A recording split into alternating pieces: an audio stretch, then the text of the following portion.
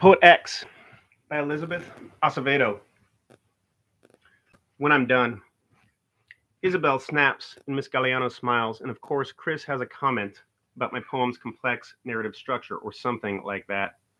I can't remember the last time people were silent while I spoke, actually listening, not since I'm on, but it's nice to know I don't need him in order to feel listened to. My little words feel important for just a moment. This is a feeling I could get addicted to. Compliments. You did a great job today, Xiomara. I know it isn't always easy to put yourself out there like that, Miss Galliano says. And although I'm used to compliments, they're rarely ever about my thoughts, so I can't stop the smile that springs into my face. I make sure to swallow it before it blooms too big.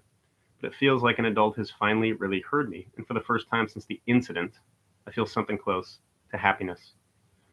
I want to stay and talk to the other kids, or to Miss Galliano. But when I look up at the clock, I know I have to rush to church or mommy will know that I skipped out. So instead, I just say thank you and leave without looking back. Caridad is standing outside the church. C. Confirmation let out early. Your mother's inside saying a prayer. I told her you were using the bathroom. X. Shit. I'm sorry. I know you hate lying to her. C. It's okay, Xiomara, but listen, you were mad lucky Father Sean went straight to the rectory after class. X. I know. He would have blown up my whole spot. C. Are you dealing with that boy again? X. Actually, I was with two boys and a girl. Oh my god, you look like you might pass out. I was at a poetry club meeting. There were other kids there. Relax. C. You almost gave me a heart attack. Speaking of poetry, I heard about an open mic happening this Friday. We haven't had a social activity in a while. Down to go with me? X. I can't go, Caridad. You know mommy won't let me. I'm still in trouble. C. She'll let you go, as long as it's with me and Xavier. Hope is a thing with wings. Although I doubt it, hope flies quick into my body's corners. Thursday, December 13. Here. Although mommy still huffs like a dragon at home, and Amon has stopped trying to say I'm sorry, and Twin seems sadder and sadder every day, and my silence feels like a leash being yanked in all directions, I actually raise my hand in English class and answer Miss Galliano's question, because at least here with her, I know my words are okay. Haikus. Cafeterias do not seem like safe places. Better to chill, hide. I skipped the lunchroom. Instead, I sit, write haikus inside bathroom stalls. Haikus are poems. They have 3 lines, follow rules, 5-7-5. Traditionally, contrasting ideas are tied together neat. I'm like a haiku with different sides, except no clean tie. I count syllables using my fingers to help until the bell rings. Offering. I gather my thoughts and things when the bathroom door flings open. Head down, I begin rushing out when I hear the high-pitched voice. Hey, X. I look up to see Isabel in a denim shirt and another frilly-ass skirt. Her curly blonde fro with a mind of its own frames her stare. Telling you ain't eat lunch in the bathroom. I clear my half-eaten lunch off the tray and into the trash without a word reach the door. Just because I saw you at Poetry Club doesn't mean we're homies, is what I don't say, but want to. Isabel puts a gentle hand on my shoulder. That hand stops me in my tracks. X.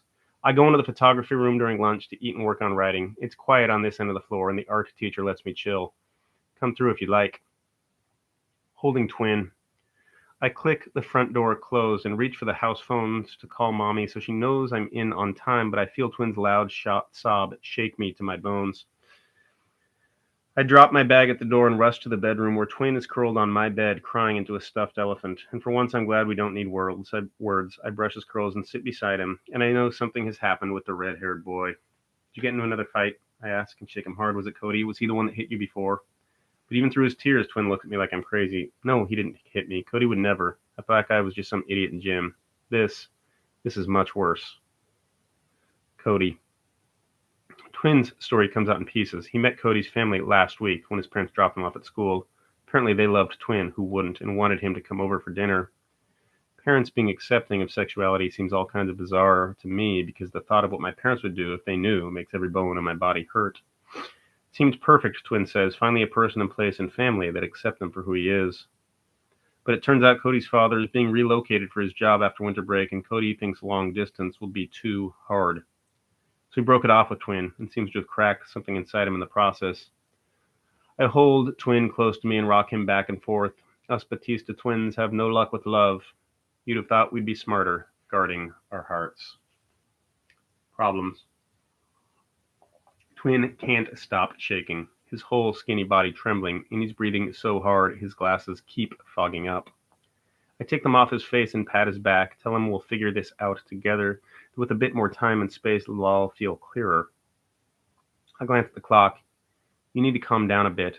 Mommy will be home soon. Shit. Mommy. I forgot to call her. Dominican Spanish lesson. Brava, feminine ending. Adjective meaning fierce, ferocious, mad-tempered. As in, Mommy was mad, brava when she came home because I hadn't called her, and even more so when she saw Twin crying and thought that I had done something to him. As in, I became brava. Twin didn't correct her. I think he was too busy biting back sobs. The last thing I'm going to do right now is correct Mommy on anything. As in, we're both brava.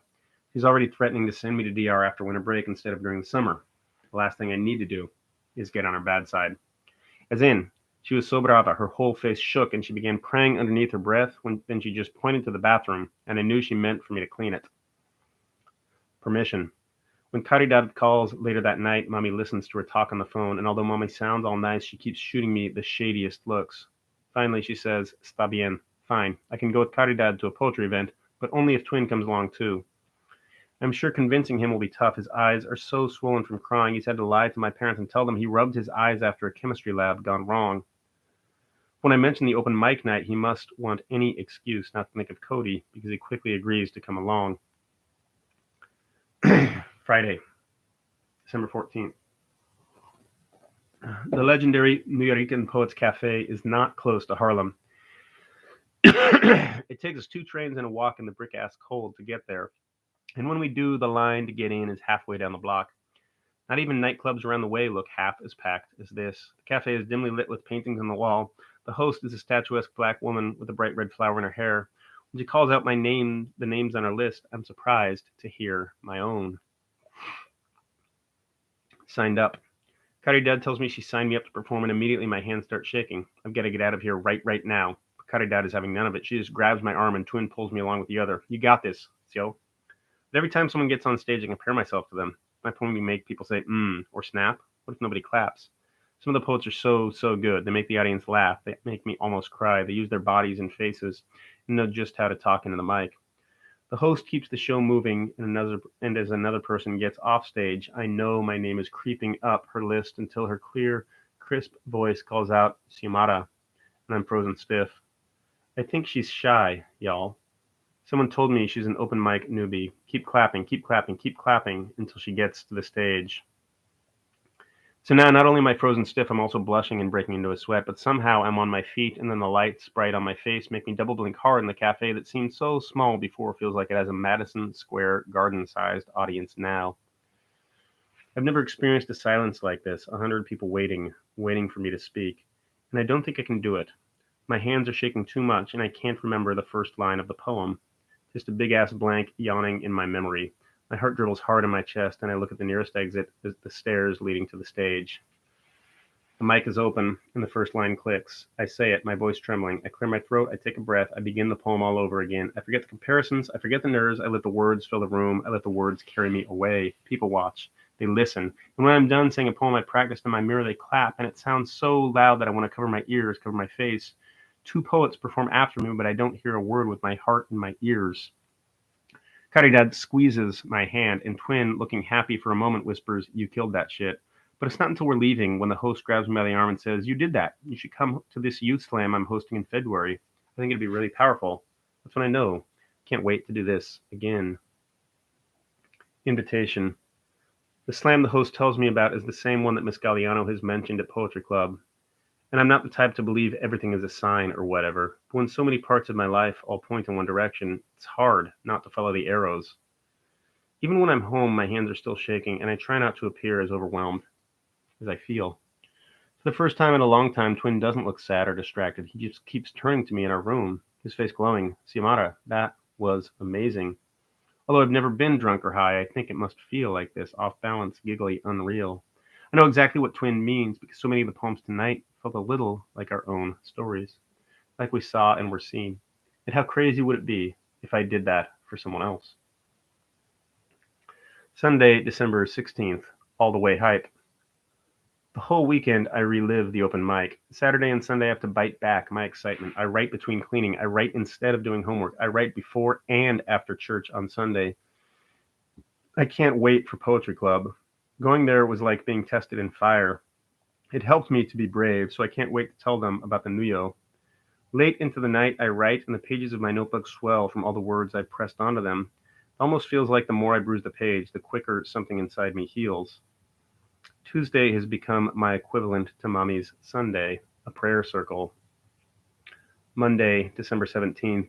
At lunch on Monday, I go to the art room and Isabel is there with headphones and a journal and a bag of spicy Doritos. I sit across the long table from her and open my notebook. Suddenly she looks up and slides the huge headphones off. Tell me what you think. She starts reading, her hands fluttering in the air. I put my apple down to focus because this feels like an important moment. When she's done, she doesn't look at me, and Isabel isn't the type not to look at someone. I don't tell her it's good, even though it is. I don't tell her it's beautiful, although it's that too. That gave me chills, I say. I felt it here, I say. You should finish it, I say. When she smiles at me, I smile back. Tuesday, December 18th, at Poetry Club. I let everyone know I went to an open mic. They seem amazed, ask me for details, tell me they want to go along the next time I perform, and I feel such a rush, the way Isabel grabs my hand and squeals, the way Miss Galliano smiles like I did something to make her proud. How did you do? Chris asks. I shrug. I didn't suck. Everyone smiles because they know that means I killed it. Every day after English class, Miss Galliano asks me to read her something new. With 5 minutes between classes, I know I need to pick the best and shortest pieces in advance. But every day I pick a new poem, and I've learned to slow down, to breathe, to pace myself, to show emotion.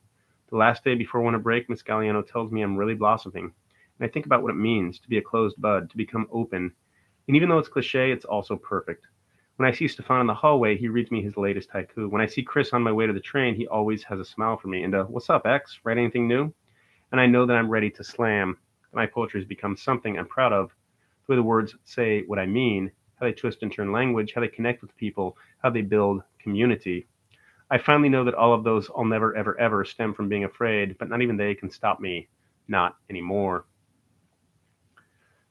Monday, December 24th, Christmas Eve. My mother doesn't buy a Christmas tree. Instead, she buys 3 big poinsettias and sets them on a red tablecloth on the living room windowsill. Noche Buena. Good night has always been one of my favorite holidays. On TV, white families always open gifts on Christmas Day, but most Latinos celebrate the night before. During the day, Caridad comes over, bringing her mother's famous coquito that's laced with a little bit of rum. We play video games with Twin and exchange cards we made for each other.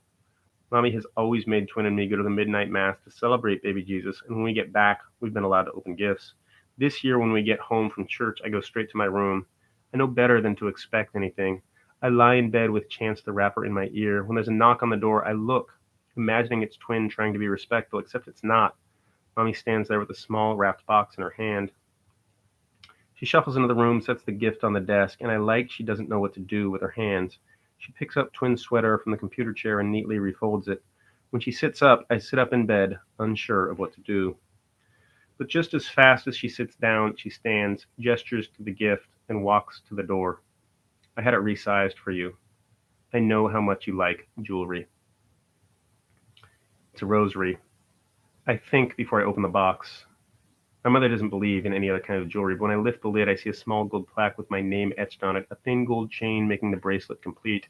And I know I've seen this plaque before. When I turn it over, I remember where inscribed on the inside are 2 Spanish words, mija. This was my baby bracelet. Mommy must have kept it all these years, but why she resized it now makes absolutely no sense. I lay it across my wrist, and since the clasps closed, her daughter on one side, myself on the other. And I feel so many things, but mostly relief that it wasn't a rosary.